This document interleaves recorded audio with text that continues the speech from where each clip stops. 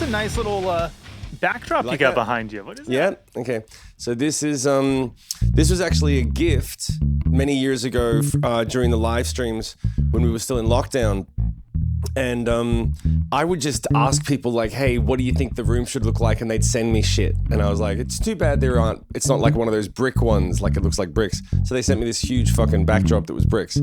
So I've got this, and it's actually like, I'm not sure if I'm going to keep that or if I'm going to turn it into like a black or red curtain, but that'll do the trick for now. I kind of like it now that I'm looking at it, but there's a part of me that's like, it's kind of like, it does the trick. I was planning on doing brick too. Back in 2017, and at the time, I've missed the boat. No, in 2017, I was gonna do that back when it was fucking cool. No, but in 2017, Joe Rogan's podcast was like the biggest thing in the world, and his studio in California was the brick wall one. And when I saw, you know why? That was like everyone's the time, podcast had that. Everyone's podcast, every second podcast was a fucking brick wall. That was the time, when I was like, I found out who he was and what the podcast was. And I was like, I can't rip that off. That's not gonna work at all. I can do it. Yeah, it's good. Well, the curtain too. We like get like a burgundy curtain or something like that. That way it'll match what we got over here. Yeah, I'll be investing that money soon. Right now, my whole place is like I've got curtains up here and a rug down. Like I basically half soundproofed the place since the last one. Nice. So it sounds really good too. I can tell you dead in the wall in front of you. Yep, dead at the wall in front and behind. So yeah, my man. So we're gonna have. Is that bass coming through? That bass is coming through. Everything's working, Jayme. Isn't it nice when things just work? So hold up. It doesn't happen very often. No, it doesn't. We're gonna do some Q&A. Yes, we are, and I'm pulling up my questions here. I had a look before we started. I'm a professional. I pulled up the list too. We're getting better at this, dude. Every day, in every way. Every day, in every way. I tell you, I feel good as of yesterday about the change that we talked about. We'll talk about this more in the business meeting afterwards, but like my Shim's Rockstar Academy, I'm now rebranding my courses and everything. It's coming together. It's going to take another few weeks of like just chipping away at all the back end stuff. But like for anyone who wants to learn how to do what I've done, it's going to be great. It's going to be perfect. It's going to be like, all right, cool. Let's really lock everything in and, do it how you do it, Tim Pierce, Ken Tamplin. Like, let's just get it done. Let's do it so that it's like, we're not fucking around anymore. It's going to be great. It's funny, like, the more people I talk to, everybody's trying to set something up like that right now. I was just talking to a friend of mine who he was on the road this weekend, driving back on Sunday from Colorado, 15 hours. And it's just like, oh my God, dude, I'm so tired. And he's got a day job. He's like, I got to work on Monday and Tuesday. Like, it would be so easy to just be able to like go on tour, take the time off and know that I'm not like losing money when I get back. Like just have something there that's repeatable. And it's like, I've been preaching this for 15 years. I've been telling everybody needs one of these. I think there's a big, I'll be straight up, dude. Like I'll be totally honest and open about it. I know for me, when I was a professional, I'm a retired touring musician now. I don't tour anymore. I still call myself a musician because I play music and stuff, even though I don't know what I'm doing. When I was a professional touring musician, you look at teachers as failures. You look at the general thing is those who can't teach. And it's an ego thing of like, well, if you were really good enough to do this, you wouldn't have to teach, right? And that was true 20 years ago, right? However, now the business is so upside down. Isn't that funny? That if you can do it, all the people who are like, most of the bands that you're looking at, most of the artists that you're looking at, if you've got over 5 to 8 million monthly listeners on Spotify, you're probably making a full-time living from it. But even there are bands around there, if they don't have their shit together, they're not making that money. Labels taking the money and they don't have their shit together on merch and touring to collect it, right? Yeah, you can look and see how much the band is making, or how much the music is generating, but that doesn't mean the band is keeping it. Yeah. So basically, it used to be like, go out make a record, one hit single, great. There's millions of dollars flowing in from all the different revenue streams, and now that's not the case. So now it's literally like every musician is coming back going like and the truth is influencers are more, it was fascinating to me, dude. I saw one thing that you'll look at it and go like, yep, of course that's how it is. But when it's spoken this way, most people don't think about it. There was some sort of Super Bowl event, right? I was watching an Alex Hermosa, you know that guy, Alex Hermosi? Yeah. And he was saying, he said he's getting into live streaming more than content now. He can say that because he's the content king. That he did a football thing, and they were like, celebrities were coming out to introduce things. So A-list movie stars came out and the crowd went, yay, Samuel Jackson or whoever the hell it is, right? And then influencers came out and they were like, yeah, we know him from our phone, yeah. And then live streamers came out, people who do consistent live streaming on games every day, and the crowd went ballistic. They were like, yes, they're the real celebrities. So the whole paradigm's it's not that the paradigm's shifting, it's that it's shifted and it's upside down completely. So if you don't have, I'm serious, it's like, it's the exact fucking reverse. Mm-hmm. If you don't have your own brand and your own courses or your own content or your own Patreon or your own community, that's the only way to be doing it now. And it's to the point now where people who are like, yeah, you were in a band 20 years ago, unless you're still at that level, there's a handful of like hard rock bands.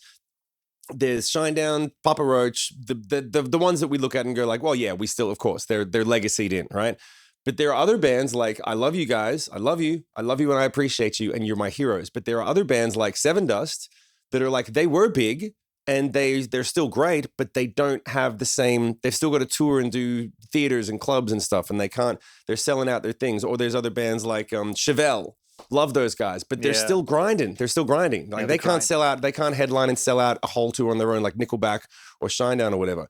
So and these guys, even the big ones, like they're grouping together. You know, I won't name names, but you'll see like the Blank tour, and you'll be like, hey, I know those 6 bands. Those 6 bands couldn't do arenas themselves, but put them together, and you're like, oh yeah, from this date to this date, like. Yeah, of course that'll work, you know. So I'll tell you an interesting thing. When we get to the Q&A, I'll tell you this one story, that one of my favorite stories about Nickelback. I've got 2 great stories about Nickelback. Ooh. One's the knife throwing one, but there's another one that came later that was actually more educational. It was really fucking dope. So the point is that we're on the right track and we're doing good stuff. And the paradigm of those who can't teach is the opposite. It's basically the opposite. It's like if you don't teach, you can't buy food. Like you can't fucking survive. Well, if you think about it, like from a content standpoint, like what are you supposed to make content about if you don't fucking educate people? Look at what goes most viral. There's 3 things that go most viral. One is a podcast clip.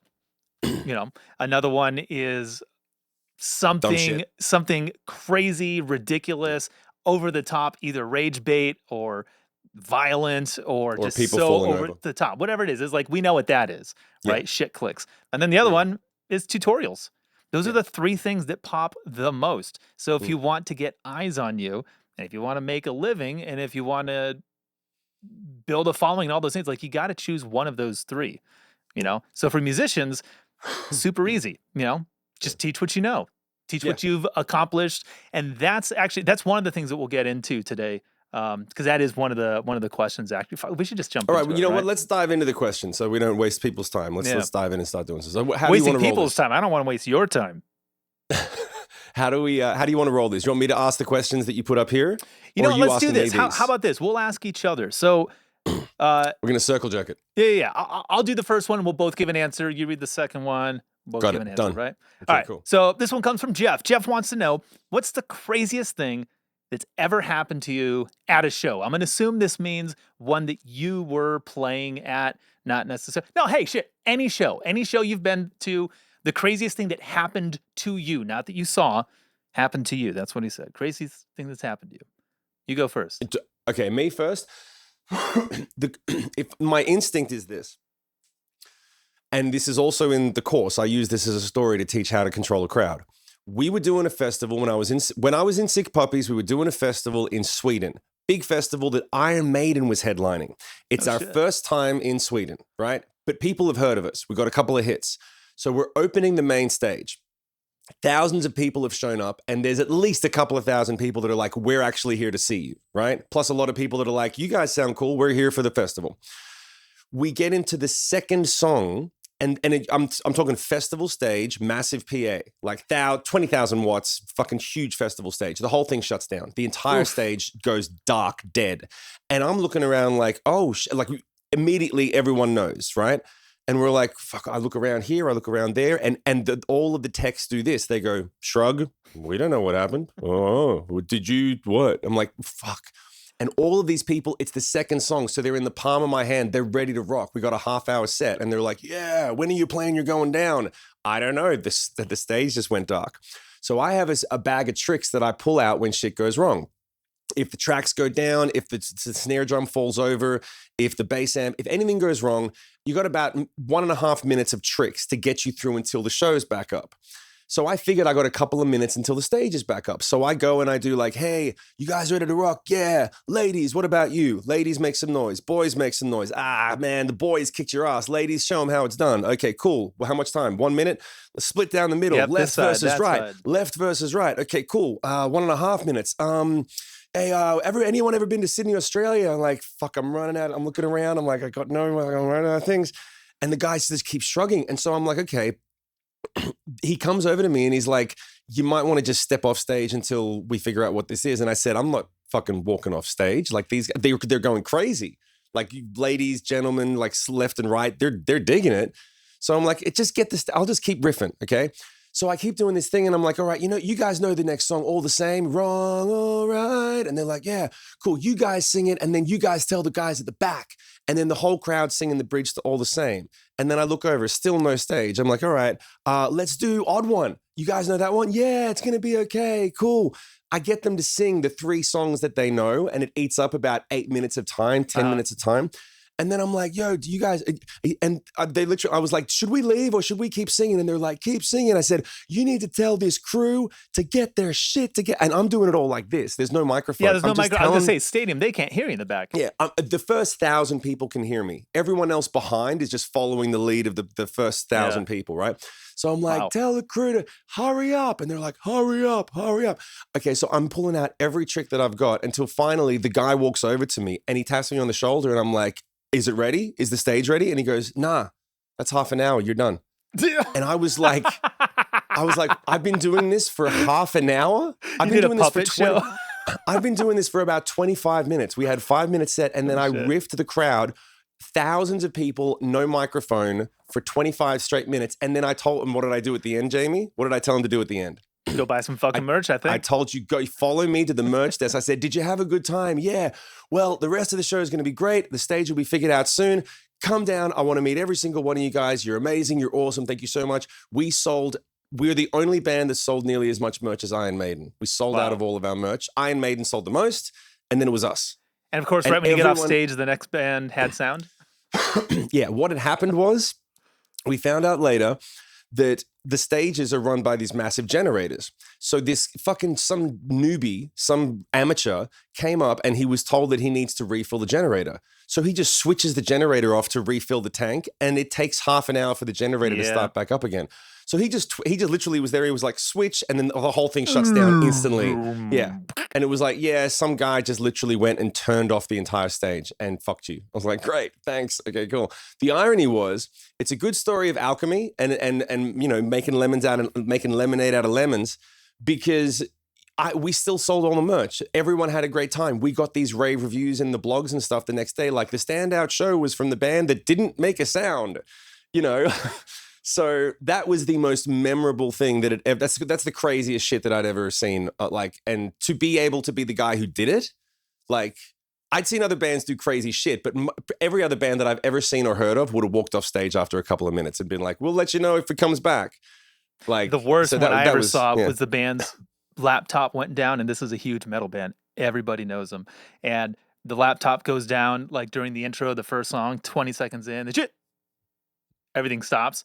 So, they're waiting for the song to start, the track, and then they don't get to come in. And so then it's just silent for 10 seconds, 20 seconds, 30 seconds. Finally, the singer gets on the mic and he goes, what does he say? He goes, sorry, this is a MacBook Pro from 2012. You guys are going to have to wait a minute.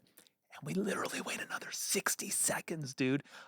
And a minute and a half in silence, just waiting for the Apple sound. The computer turns on, waiting there. And then, okay, here we go. They start the song over. and I'm not kidding. I'm not going to name drop because it was embarrassing. It was just one of those things where I was like, you guys have That's bad. You had like you said, Yeah, no backup plan. not if these things happen. When you break a string, when you you blow a tube, you blow a fuse, a headstock breaks, the guitar drops, when rock and roll happens, somebody rocks up on stage and spills beer on your pedal board. Like we have contingency plans in place. Yeah. Right. So like, oh, when the laptop dies, well, there is one, right? Like, well, what are you guys gonna do? Their answer was nothing. You do have instruments. Nothing. We'll just wait. Yeah. Yeah, exactly. Nobody picked up and started noodling around and let's work the crowd. It was just silence. Okay, guys, we're gonna wait. Okay, we're ready. And then the song started from the beginning again, right? And I'm like, I'm telling you, dude, this is one of the biggest bands on the planet. And I was like, I can't fucking believe this. This is amateur hour for real. Like no showmanship, no showmanship, no skills. Yeah. Or you know, hey, that's what they wanted to do. One or the other. Craziest thing. A lot of bands will say like, "Oh, we want to deliver our show. We want to deliver our vision the way that it was originally intended." I'm like, I just don't buy it. I'm like, you fucking change your vision.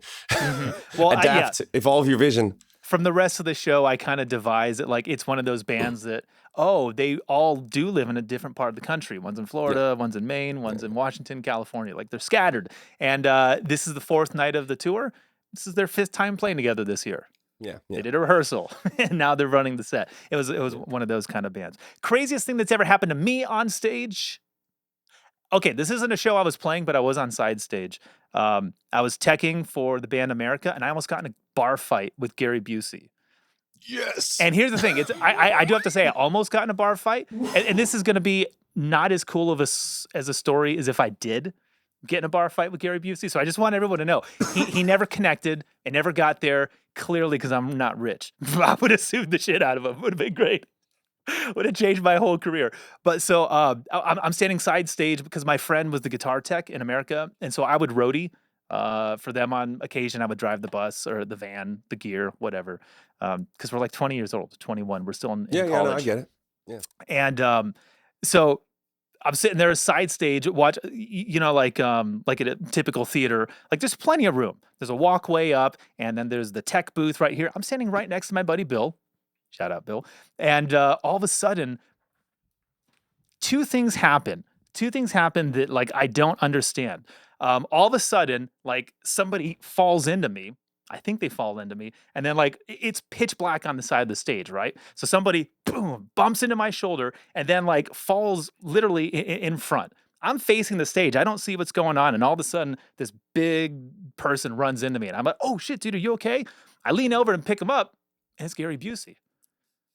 I was like, oh shit, dude, are you all right? And he gets right in my face, dude. All cross-eyed, googly-eyed. He goes, you supposed to fucking be here? And I was like, yeah, I'm the roadie. He goes, okay. And he turns around and walks off, right? And here's the thing. Hold on. The way that you did that was perfect. Sorry. I do a good Gary Busey impersonation. Is that what you're saying? You're supposed to fucking be here? Yeah, dude, I'm not lying. Shaking? Yeah, I'm not lying. That's exactly how it went down. And I'm like, shit. yeah, I'm in the band. I'm supposed to be here. And he goes, okay. And then turns around and walks off, right? And I turned to my buddy Bill and my brother Jason. They're both standing like right next to me. And they're like, they got this like ghost face on. I walk over and I'm like, did Gary Busey fall on me? Or did he shoulder check me? And they're like, dude, Gary Busey, I saw him from way the fuck over there. He just made a beeline for you, walked up, shoulder checked you, and then tripped because he's like a foot taller than I am. So then he falls. I help him up. And he's like, dude, I don't know what he wanted, man. That guy just straight up tried to start a fight with you. To this day, I don't fucking know why. I don't even know why he was there. It was at the Canyon Club in Agoura. Maybe he lived nearby. I don't know. But like Gary Busey tried to start a fight with me and lost. That's my story, and I'm sticking to it. Dude, the weirdest stuff goes down at the Canyon Club. There's always stories about that. There's all the older celebrities live somewhere within like a 20-mile radius, and they're like, and then old bands always go to the Canyon Club. Like, I don't know if it's still there. Nice place. It'll still be there. Good prime rib. Yes, someone's gonna pay for that place. It'll outlive religion. Yeah, it's gonna make it. Well, Gary, if you're listening, I'm sorry, whatever I did to you. I doubt he remembers, mate. No, he was trashed. He had to be. Yeah. It made no sense. All right, you read the next one. I read that one. All right. This is a good one. Who is the most famous person that you've ever met?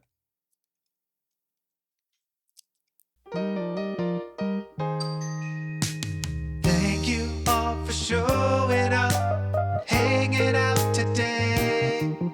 We're glad that you're enjoying the show, but first just let us say bye, my fucking bird. I know it's funny, but we fucking need your money, so go bye, my fucking bird. So many goodies, buy a beanie or the hoodie. Making a living ain't easy, it's true. So get a fucking shirt and join the Patreon too. Buy my fucking merch. Buy some fucking merch.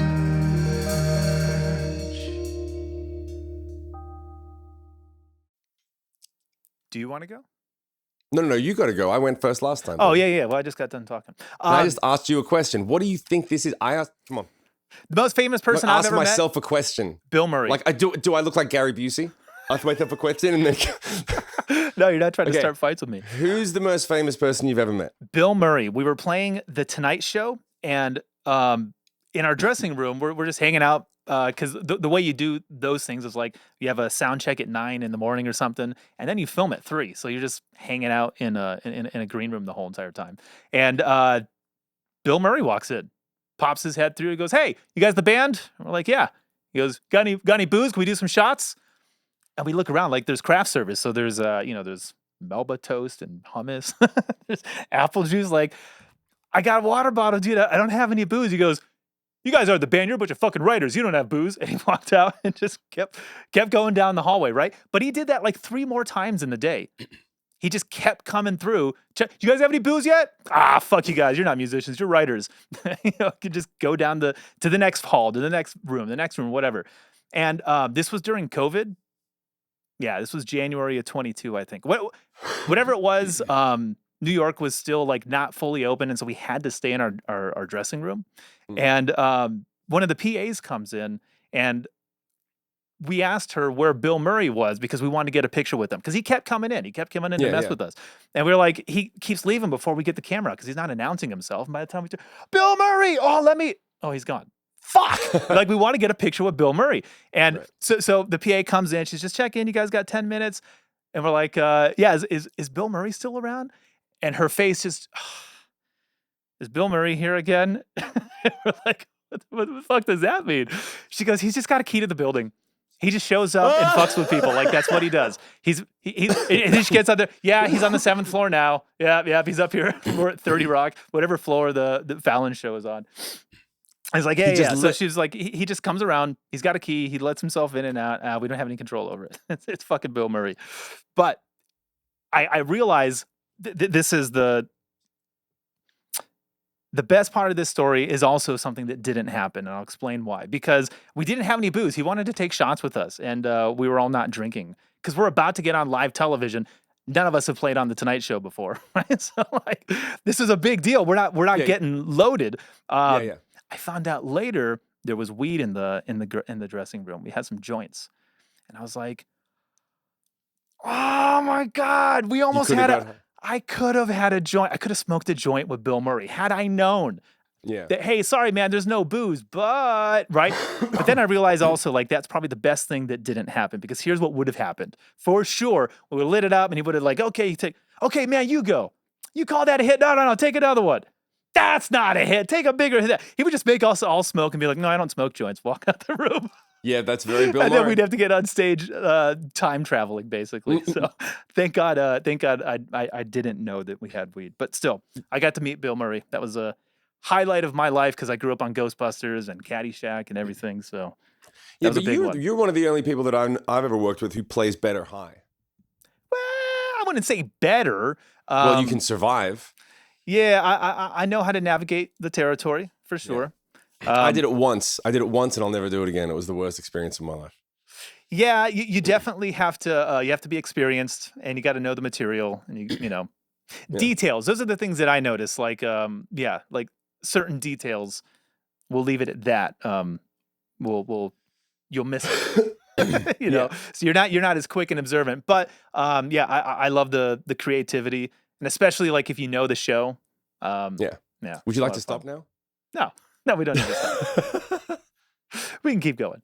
All right. What was that question? Most famous person I You've ever ever met. met. Is really simple answer for me. The most famous person I ever met was Oprah.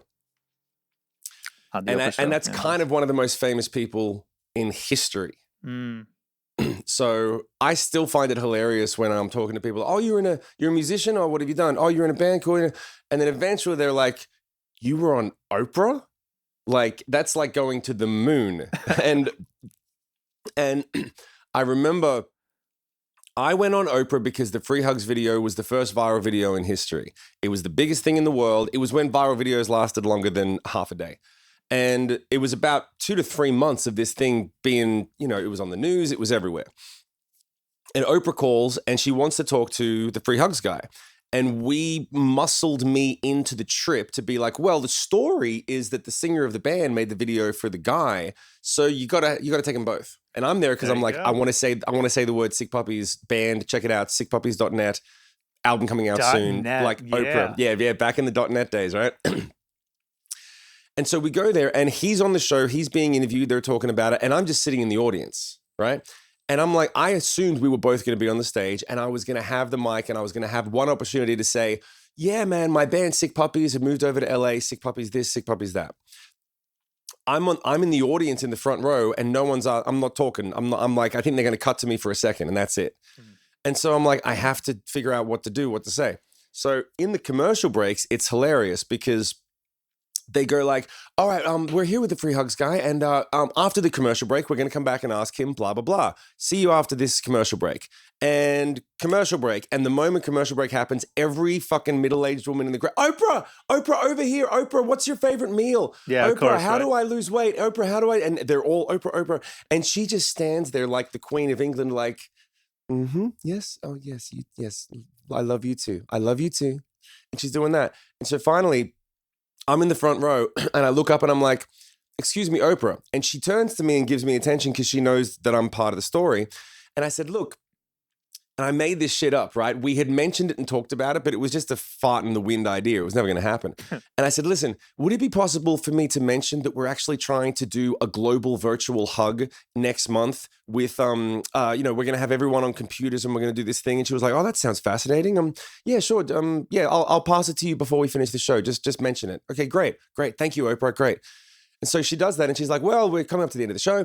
Thank you for your hugs, guy. And also there's something about a global hug. And she cuts to me and she goes, and I took one deep breath and I was like, yeah, so we're planning to do a global hug on sickpuppies.net. My band who originally made the song, which is the reason that the video actually came out, because originally it was supposed to be one hug, but then when I realized you could do a virtual hug by doing a video, we thought, how far can we take it? And we went, okay, so we're going to be doing it at this time on sickpuppies.net when the album comes out on this date, and that's going to be because the album's coming out. And she's like, what? And as soon as I ran out of air, she went, thank you very much. That's all we have time for. And she looked at me, and as I was talking, I could see her face doing this thing where she was like, oh, that's interesting. Oh, you motherfucker. You were just trying to get your fucking, and she couldn't interrupt me until so I had one breath. And then finally when I like, edited sickpuppies.net, sickpuppies.net, and she went, that's all the time. Thank you very much. And but I got it in. I slipped it in, right? That's what she said. And that was the only reason that I came to the show. Like the only reason I went down there was to let people know about the band. So that was, and it worked. And the thing that I remember most about it is that afterwards, the two things, one real regret that I have is that I got a photo with Oprah and they say to you, we'll send you the link in a month. Like they don't print it out for you or do anything. They're like, here's the photo and, email us and we'll send you the link later. And there was a copy of it and I lost it during the litigation with Sick Puppies. And I wish I'd kept it. I didn't really fight for it, but I was like, fuck, that photo is somewhere. And I'd love to have a photo with fucking Oprah. And then the second one was when I was getting the photo with Oprah, she smelt like the most expensive garden you could possibly visit. She smelt like what money must truly smell like. Like fresh from the money source. Yeah. Right. Yeah. Like I was like, how do you smell that good? Like it was like, of course I did not sniff Oprah. Okay. I did not go up to Oprah and go, I didn't do that. But when I've got my arm on her shoulder and we're like photo time, when you're that close and you go, fuck me, you smell like the most expensive thing on earth. It was like you walk into you walk into Myers, you walk into Walmart, and they got the spray things. It's like, nah, that's not what Oprah smells like. It's Beverly the Hills, tax bracket. 30 Different Rock. tax brackets have different smells. Oprah smelled good. All right, well, I believe you. All right, this one comes from Michael. Oh, this is I guess this is. This is mostly for you, so I'll take it. All right? Okay, check this out. Yeah. So Michael asked me a question. He said he's struggling to play the speed of a song "Party Rockers." Michael, I have no idea what song that is. Performed by Gordon Goodwin's Big Fat Band and Judith Hill. Oddly enough, I do know Judith Hill. She was in. She and I went to the same church that I was a music director at, and she got the Michael Jackson gig. So it didn't last long. You know, it was pretty. That was not fun. I didn't want to say anything. Yeah, that wasn't a good time. That wasn't a joke. I'm saying, like, it was a big deal, and then I was like, ooh, but she's doing great now. All right, the song is at 180 BPM. That means it's fast. That's fast. And I can't get the eighth notes. Do I have any hint or a solution to be able to play something faster without reducing the speed? Okay, so check this out. 2 fingers, 3 fingers. 2 fingers, 3 fingers. Actually, it's not a technique. The answer is to sleep on it. This is one of the best things I learned about how to play things that are too fast for you. This is not bullshit. You can check it out. We were talking about 2017 and the Joe Rogan podcast. One of the first things I ever saw on his show was this sleep doctor named Dr. Matthew Walker. He's a neuroscientist, and he published a book called Why We Sleep. And it was just about the importance of sleep, and I don't know, it seemed interesting. I read it. And he pointed out this one study that I was like, I have to do the music version of that. I have to run this experiment, but instead of with lab rats, I'm going to do it with my bass, right? So here's what the experiment was, or what the conclusions of this experiment was that if you do something right before you go to bed and then wake up and try doing it again, you'll be faster and better at it. Sleep on it, right? So here's how they did it. They had rats run a maze and get the cheese, right? That's what a rat does. And then they ran the experiment again the next morning after the rats slept on it, and they were able to get the cheese faster, right? So I'm like, okay, that's got to be bullshit or not. And there's an easy way to prove that. So one night, this is like 5 or 6 years ago, I made a video about this, by the way. It's at Jamie's Bass Academy. And it goes like this. I play something that's too fast. It's a really hard lick. I don't remember what it was, but I'm finding what's the fastest I can play it. And eventually you stop. It's kind of like, what's the most weight I can lift? Eventually you get to a point where like, fuck, that's it. Write that number down, right? So I get to that point and I'm like, normally, here's what someone would do. Like what Michael's asking is like, normally that's the point where you keep pushing or like lift to failure, right? Instead of keep pushing, I stopped and I went to bed.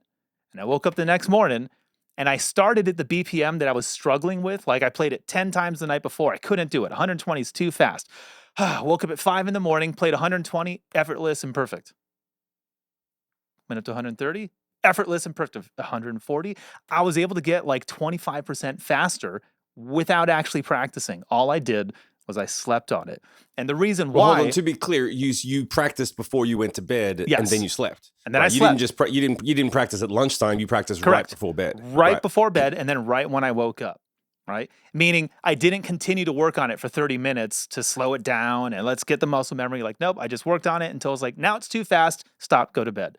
Let's see if I can get it faster tomorrow. And I picked up right where I left off instead of having to back it down to 80 and work my way up to it again. And the reason why it worked is in the experiment with the rats, here's what they did. They hooked up their brains to a bunch of electrodes, right? So the rat's going through the maze and he's going right, left, this way, that way.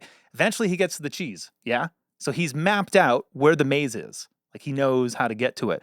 While he's sleeping, they keep those electrodes on, and this is what this doctor is studying. And those same, check it out, when the rat's going through the maze and he goes right, left, straight, whatever, they go beep, beep, beep, beep, beep, beep. Like the electrodes are registering like rhythms essentially.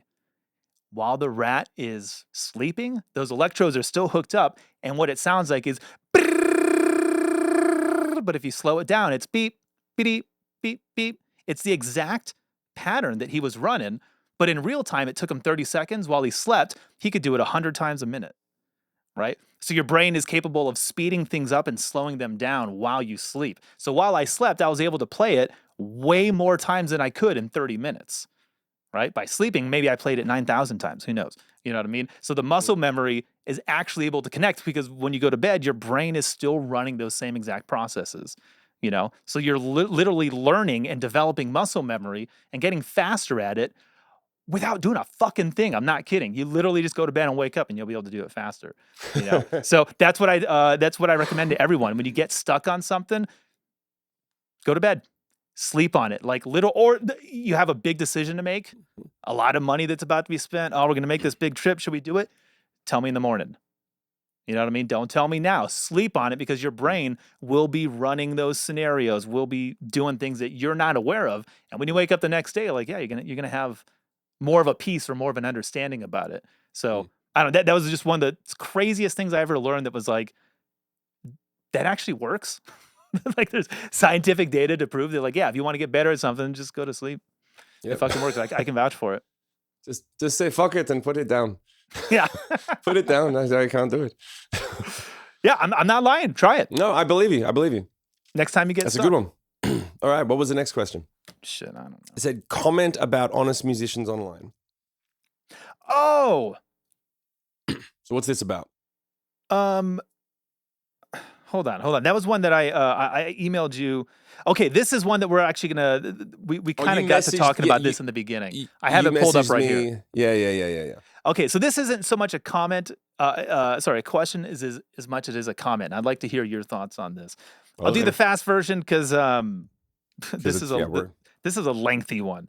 All right. But this guy says, hey, thanks for your tips. Found you on YouTube. People ask me why your channel doesn't have a bunch of subscribers, which is always like the greatest thing to start your sentence with. How come your channel's not bigger? And this guy says, I tell him it's because he's actually working. He's a real musician, not a guy in a band pretending to be successful in the music industry. He doesn't have time to worry about the algorithm, air quotes, because he's actually doing the job of a professional bass player. So he goes on to tell me more about myself that maybe he knows these things, maybe he doesn't. But again, that's his impression. He says, my issue with millennials, my age, who are just so dishonest online, is on social media to try and create some sort of vanity when it comes to their career. They lie so much, whether it's about being a musician or they have gigs, or it's like a life coach with no clients, right? So he just says, I appreciate someone who is honest and is not being superficial, blah, blah, blah, blah, blah. So I figured we would talk a little bit about, I mean, I'll respond to his claims about my honesty and everything. But like, I'm interested in what you think about, you know, where we are today. I'm sure you've seen a lot of like people get debunked. Like, oh, he doesn't really play guitar. She's actually faking it. It's AI. They're not even doing it. They're just, it's beyond, oh, it's auto-tuned and it's punched in, to the point where it's like, no, they literally stole something from someone else, re-uploaded the video, replaced the face with their face, and they're calling it them. And, you know, I mean, yeah, he's right. There's a whole lot of dishonesty online. And I don't know. What do you think I don't want to say solution is, because there isn't one, you know, but like, what do you think about that? With all the craziness of going on, it's never been harder to prove that you're you and that you're authentic. Because there's so much, there's a hailstorm of bullshit just being thrown at everyone at all times. How does the honesty stick out? And is it even important? Is it even important? Yes. How does it stick out? It's not actually that difficult. So for everyone watching, you probably guys, you'll know Jayme has JBA, Jayme's Bass Academy, and that does quite well on Instagram. And I have got my own courses, and so I'm in the middle of building up a social media presence for that. And it's not my forte, right? And the reason is because I spend most of my time doing my job and not focusing on how to market myself and be like, hey, here's what I do. I just do the job. And now I've got to build that skill set. And as I start to learn about it, I'm going and watching a bunch of videos and doing courses and things. I'm like, okay, how do you do this thing? And the number one thing that's been popping up for me is that people who do know about the subject of promotion, online, social media stuff, they're like, human beings in general, it's being discovered in the last year, all human beings are developing a natural aversion to AI created content. If it feels AI created, or if it feels like it's recycled or refurbished. It's just not getting traction. People just aren't engaging with it the same way. So the irony is that it really it's another example of something that we say to up and coming musicians, bass players, singers, producers, performers, whatever. You got a whole bunch of people that are like, man, how do I make my song sound good? Yeah, define good. It's the same as how do I make my reels good? How do I make my content good? Define good. Good is people really liked it and they want more of it, right? Right. That's what it is. Good isn't the kick drum really has that doof doof sound, the mastering, it's nice and bright and punchy. It sounds like this other band's record or this other artist's record. Because no amount of the catchphrase is the antidote to a bad production on a song is a hit song. Antidote to a bad, what's the antidote to a bad snare drum sound? A hit song. Right. The only thing that people really care about. Yeah. So if I go on stage, I have no arrogance. I have no fear or hesitation when I walk on stage to know that if anything goes wrong, I'm still going to rock the crowd. I'm still going to create a connection. Me and my guitar, me without a guitar, me without a PA, I can still find a way to make the connection because I'm aware that that's the point. Make the connection, right? So people are, in general, the general population that's looking at stuff on their phone, they're affirming this. They're like, we just want connection. We don't just want like an epic fail video. It's funny for a second, but in terms of consistency, when you see a perfect, especially like when you got like a perfect looking guy or a perfect looking girl and the lighting's perfect and they look a little bit too sheeny and you go, oh, that's an AI video. Okay, cool. They're just not responding to it. So in relation to the question, like honesty, that's what people gravitate towards. So it's in your best interest to figure out, okay, what's my real honesty? And if it turns out that your honesty is, I'm only really good at one thing and I only really know a couple of things about it, well, then figure out how to flesh that out and put that out and do it. And it's like, I only know how to play 4 chords and sing 1 octave. That's more than enough if you can write something compelling. They're like, well, I need more chords. No, you don't. You need more truth. You know, oh, I need more range. No, you need more emotion. You need more truth, like 3 chords and the truth. Every great song, that's it. Like, that's why every song translates acoustically. And the thing that frustrates the shit out of people is you can watch a video from us from 10 years ago saying the same thing. It's not going to change. Yeah. It's not going to change. Mm-hmm. People will resonate with the honesty and the truthfulness. So I'm not worried. That's like, we got to get that shirt. I'm not worried. Yeah. Because like that is what we say around here. Yeah. Like when I look, I've got a big long script, a Google sheet that, on my stuff of like all the reels that I'm going to make. And I look at it like, oh, I don't need to think about this. This is like, I learned this on tour here. I learned this in the studio here. I learned this. I lived it. I did it. This is like, I'm just going to tell people what I've been telling people for years. I'm just going to format it in a reel so that it works in that environment. And it's the same as like, it's just, you're taking your truth and honesty and putting it into the format that reaches people, as opposed to finding the format, finding the format that reaches people and then going, okay, now what do I say? Now what do I do? Yeah. And now you're wasting time. And that's the problem with where we are today. Like, I mean, I guess it's not a problem so much as the mechanism has never been easier to reach the most people because something so basic can go viral for any reason, right? So like, there's a problem of like, oh, I've got this following and I've got people watching. So what's my product? What do I sell them? What's my message? And I'm like, how do you fuck that up? You know what I mean? Like it's for musicians, for all of human history, just about it. It's the other way around. Like you have to build that around your message, around your branding, around your music, whatever the product is. And so a lot of people find themselves with like, viewership, but nothing to sell and nothing to say. And, I know that, it's one of the things that keeps my channels small. I have 2 of them, one for Jayme's Bass Academy and another one, Deadbeat Studios, where we're watching this right now. And I've always moved at a slower pace because my honesty is that I don't give a fuck. I don't care. I don't care what anyone else wants to see. I don't care what anyone wants to see or hear me do. I just do what I think is fun. I do what I think is cool. I write the kind of tunes that I like with the people that I like to do it with. And you're invited to watch. So that just means I'm going to go really, really slow because I'm not going to say never, but most of the times I don't go, what would go viral? What would pop? Okay, let me do that TikTok dance. Let me cover that song. That's for other people. You know, that's for people that I don't want to say that need to do that, but I got other ideas. I got other ways. And if that means I'm going to grow slower, that's fine. I'm going to grow authentically me, the way that I want to do it, at the pace I want to do it too. And that's the other thing that's really important, the pacing of it. Because if you get too famous too fast, or things get too big too quickly, that almost never works out well. You know what I mean? Look at anyone. Look at anyone that happens to. I look at Steve Carell as like one of my idols, in the sense that he didn't pop until well after he was 40. Could you imagine if you were like 13 or 15 and you were like Justin Bieber big and got like Justin Bieber status, and what kind of mistakes would you have made with that money at 14 or 15 or whatever? You know, like, God, I'll bet Steve Carell's like, thank my lucky stars. I was 44 before it all came to me, because I would have lost it. I would have burned it or whatever, you know? Well, it goes back to something that I used to say. I think I've said it from the very beginning, because I don't know where I learned it, but I used to say to up and coming bands when they'd ask me any questions, and I'd say, you know, at the end of the day, if you get given a microphone, you have a responsibility to have something to say. That's it. Like, if you get given a microphone and someone says, like, we would like more people to hear what you have to say, that's a responsibility. Like, it used to be. It's not anymore.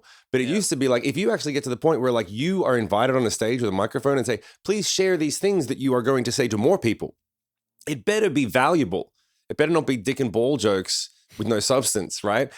But now, when everyone's got a microphone, it's like, well, no one even considers like, well, what should I say? Jurassic Park, you know what I mean? We didn't stop for a second ago. We were so busy wondering if we could. We never thought to think, should we? Should we? Yeah. Yeah. Like, I could release all of this content. Should I? No one asks, should I? Like, I'm looking at it that way now with all of my content. I'm like, well, here's all the things that I've learned. Should I release that? Should I release that? In which order? Is that really valuable? This one's really good. Should I? What should I? As opposed to, well, I could just fucking vomit everything out and pay no attention to anything. But most people, and you can't blame them. At the end of the day, it really comes down to like, if you've got someone like I like, it's so fucking painful. It's so painful. If you're in a studio and some new kid comes in and he has his demo, and it's like, I've been grinding for 3 years, man. I've been recording, I've been playing gigs, and I just can't get a break. And then they play you their demo, 2 or 3 songs, and you go, yeah, write better songs. Write better, like, and you break to their heart. It's like, what? But I've been you've been doing 80% of what you've been doing is wasted time, because you should be focusing on different things. It's like, I made 100 reels. I made 1,000 posts. Yeah, they're not good. You need to do better. That's that. Well, fuck you. Well, fuck off then. Yeah. You know, like, do better.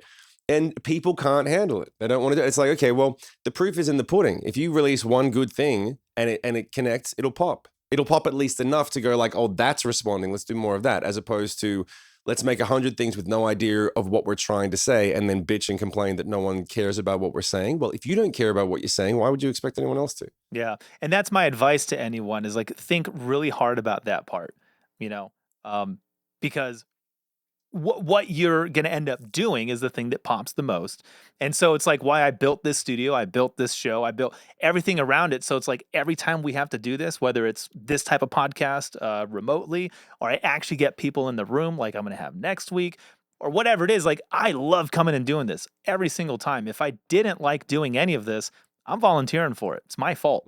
You know, so I can cut out any of that bullshit at any time. And so for me, that's where the honesty probably comes from. It's just like, I don't want to fuck around.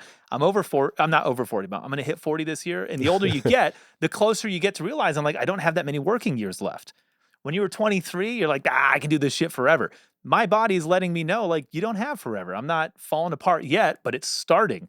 And I know that day isn't just infinite. Like, no, it's got a very specific time. And when is that going to be, when I won't be able to do this, and then I won't be able to do that, and then we won't be able to travel? Like, it's not never. Yeah, you just don't want to waste time, man. Yeah, exactly. So, so for me, the honesty just comes from like, I just focus on what I'm into, what I want to do, and I invite everyone along for the ride. And I'm glad that shows. Thank you. It's interesting that the question needs to be asked, like, honesty from musicians online. Here's the thing that breaks people's brains. And I'll leave you with this. We'll move to the next question. But this is what whenever people talk to me, like, and they go, I've done this, I've done that. And they make half an hour after their fucking bullshit.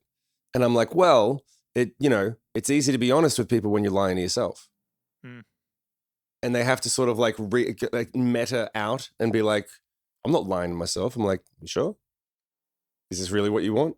Is this how you want to be spending your time? Is this really what you want to say? Is these your choices have led you to here? You happy? No, that's your fault. Yeah. So you're lying. You know, you can be honest with everyone. If you lie, if it comes from a lie to yourself, be like, yeah, I'm being honest with what I have to work with. It's easy. If you say I'm vulnerable, I'm scared, I don't know, I have trouble committing to the work, I've got commitment issues, rejection issues. Like, well, be honest with yourself and then tell people that honest. That's a little harder. Yeah. It's easy to be honest with people when you're lying to yourself.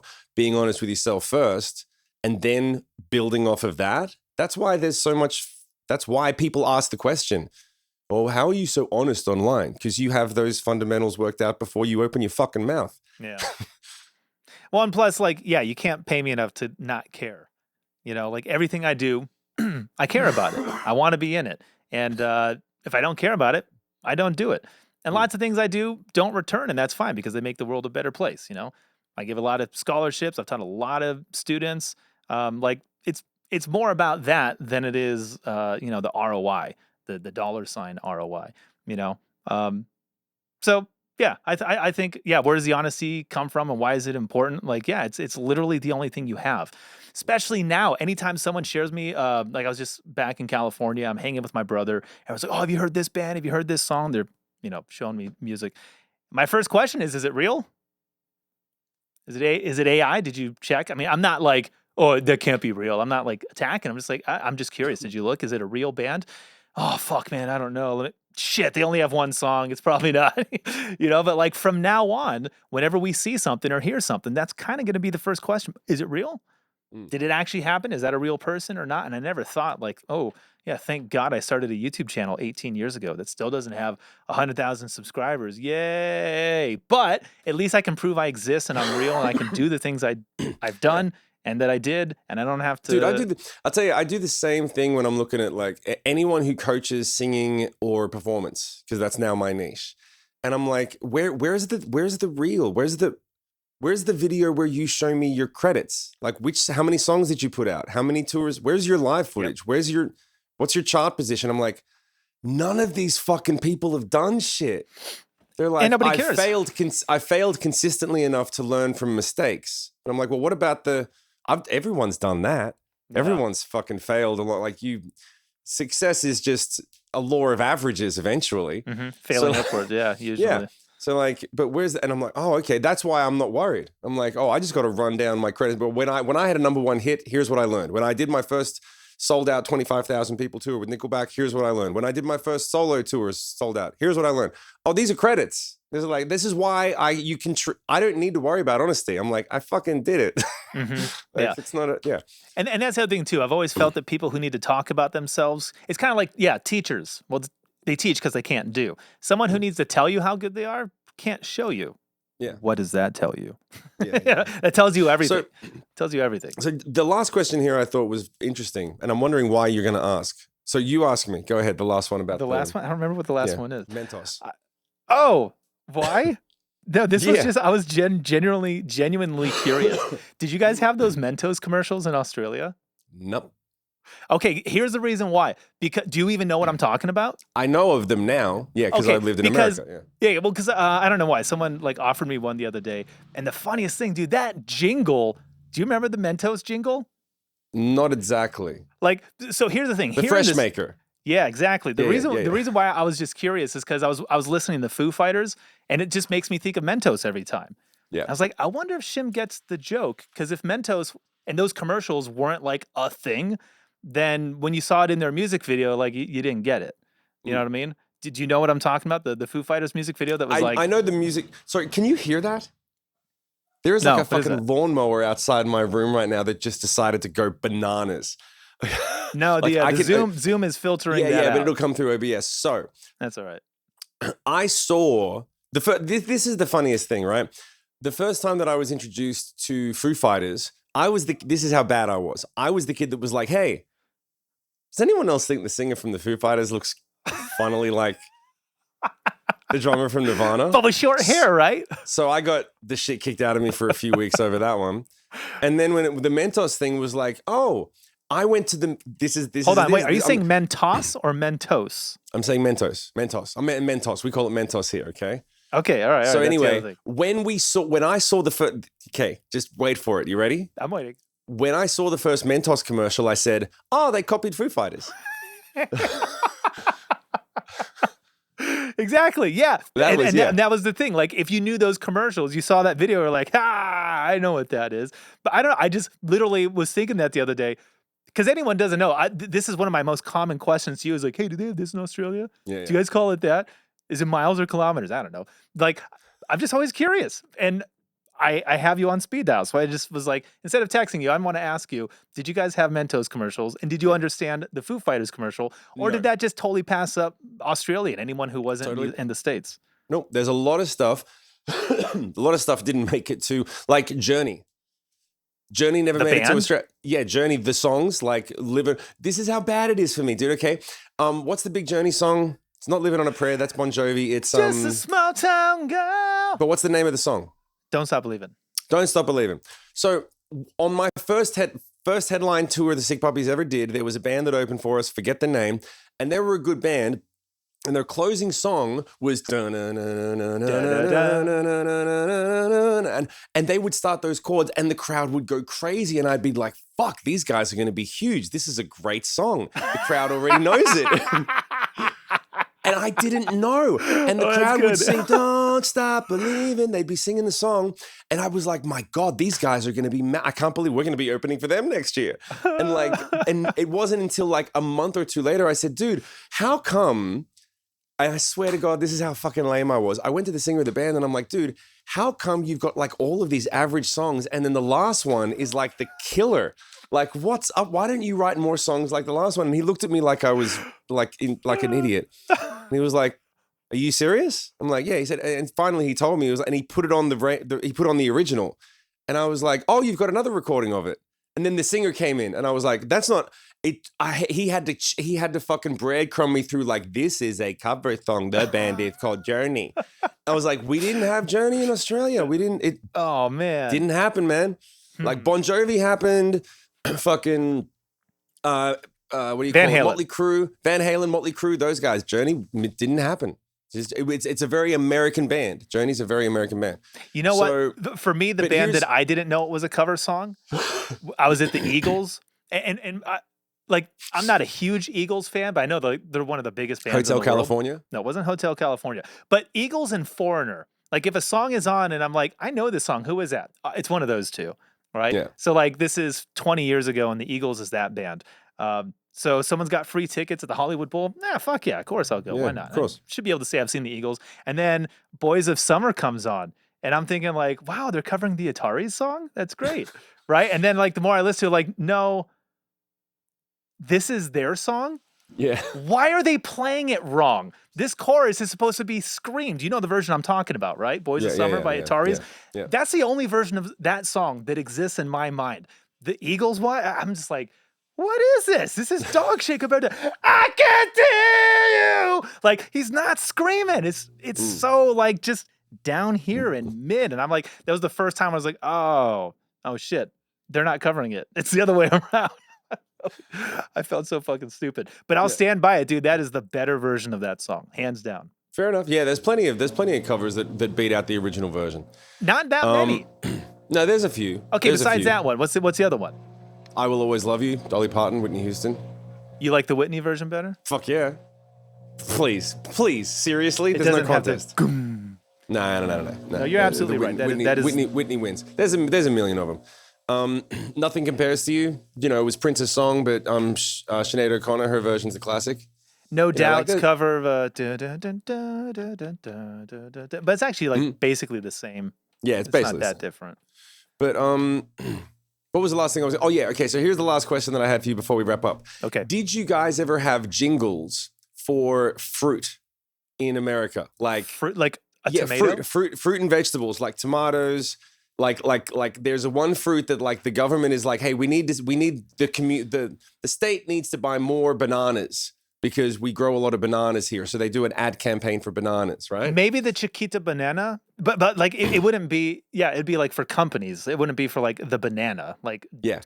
I think the Chiquita Banana Girl had a theme song in the 80s. Maybe There was hold on. There was a banana girl. They made a girl the Chiquita spokesperson Banana for Girl. bananas. Yeah, she's got like the sticker. If I'm remembering it correctly, this is from the 1980s. But yeah, the sticker is like she's got like a bunch of fruit in a like a wrap around her head. Shit, or something I remember. Like that. I've seen They call that it Chiquita picture. Banana. Yeah, and she's like got the weird dress on, and she kind of does a weird belly Yeah. dance thing. Yeah, I think so. Yeah. So we had in Australia, we have avocados and bananas.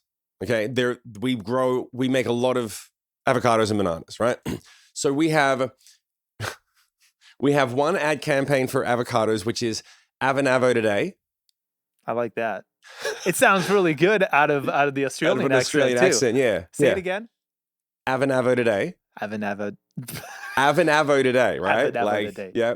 And then there's one for bananas, which you can never unhear the jingle, which is banana na na na na na na na na banana na na na make those bodies sing banana na na. That's the whole jingle.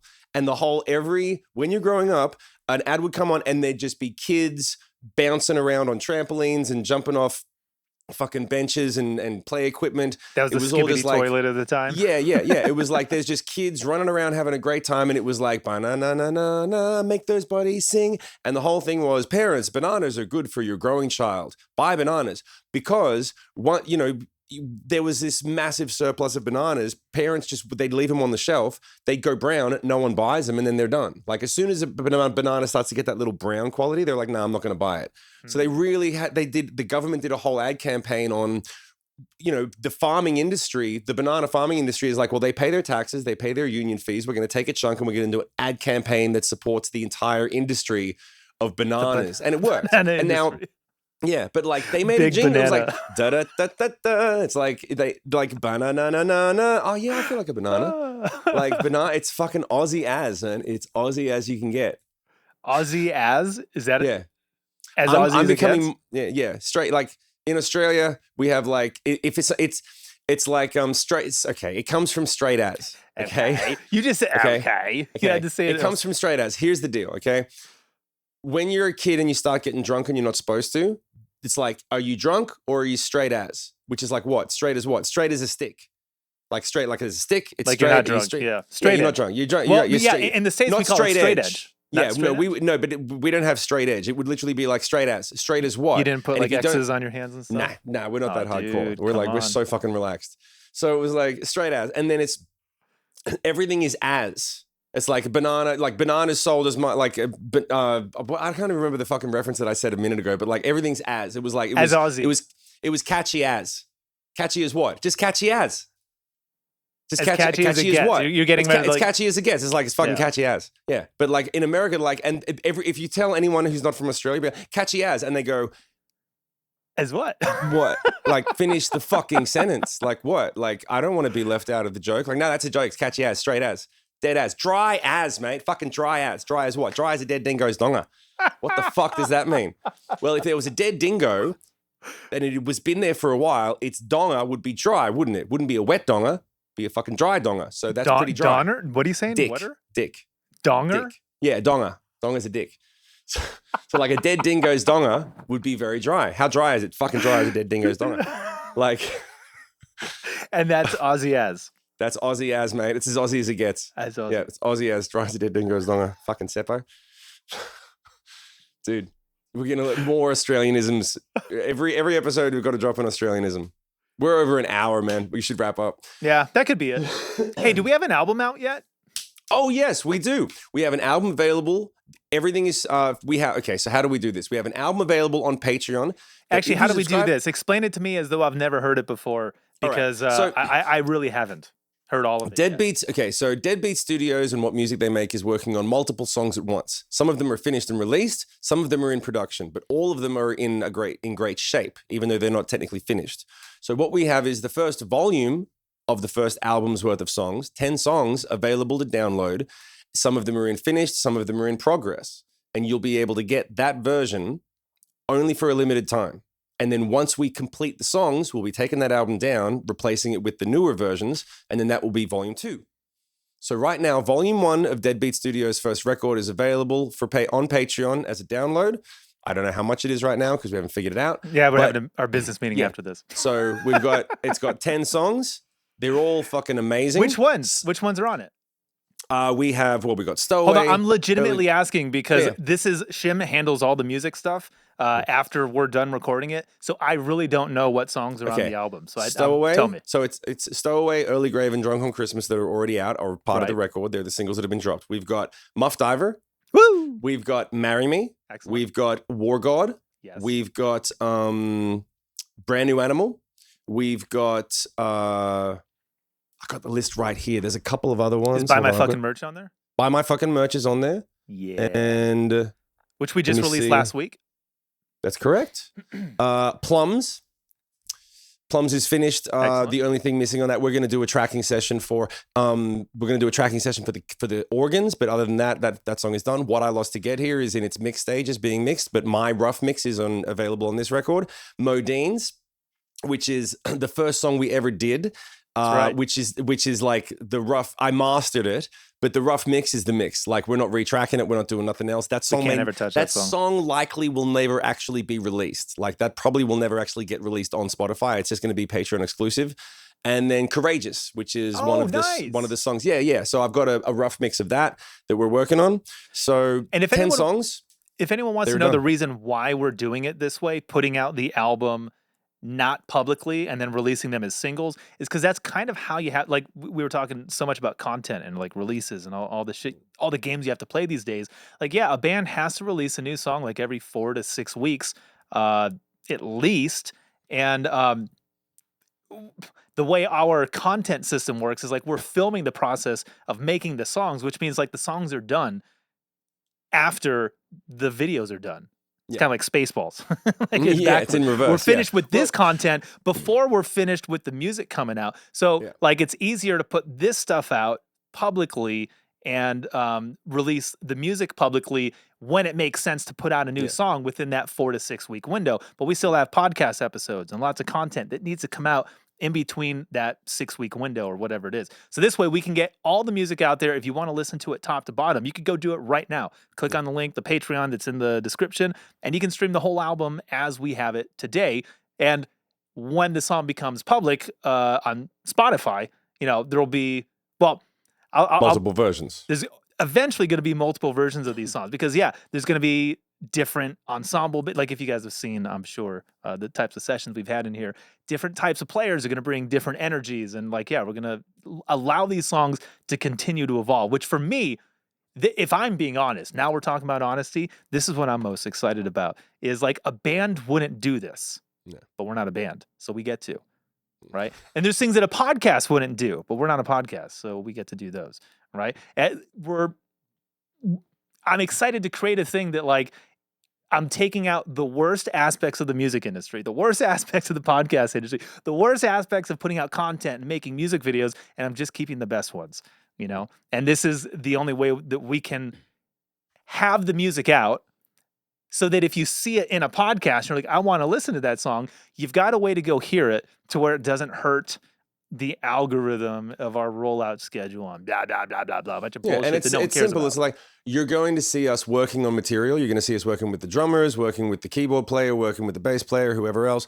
And you're going to go, well, where do I hear the song? And a lot of times we had to say, well, it's not out. We'll let you know. Now it's like, just click the link, go listen to it. It's finished. It's out. It's out. You can listen to it on Patreon. It's just not out on Spotify yet because that doesn't work with our model. No big deal. You want to hear it? Thank you very much. There it is for you. Simple as that. And it's a full album. It's not just like a couple of songs. When you go on the Patreon, you can hear a whole album's worth of stuff, plus all of the other content, behind the scenes stuff, different mixes, BTS, and BTS behind the scenes, podcast, and ad-free versions of the entire podcasts, and everything else that we're coming up with. So it's actually like pretty good bang for buck, right? Yeah. So that's it. So that's why we wanted to let you know, and we're going to keep letting you guys know about it. Every time a new song is finished, coming out, or if we're replacing something, we'll be like, yo, there it is. It's right there. Go and check it out.